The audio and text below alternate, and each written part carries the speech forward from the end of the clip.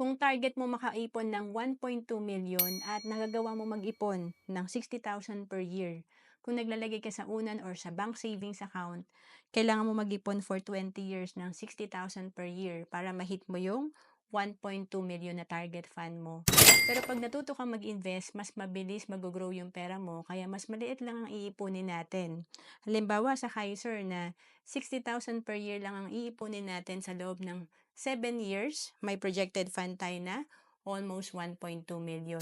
Kapag nagsimula ka at age of 40, pag edad mo ng 65, ang projected fund mo nasa 1.8 million.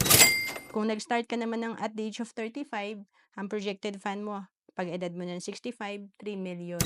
At kung mas maaga tayo nagsimula at the age of 30, pag edad mo ng 65, may projected fund ka na 4.8 million. Kaya advantage talaga pag maaga tayo nagsimula. Kasi sa Kaiser, pag nag-mature ang ating plan after 20 years, tuloy-tuloy pa rin yung investment natin at may healthcare pa rin tayo. Kasi ito yung tinatawag na level 1 investing. Meron ka ng tatlo.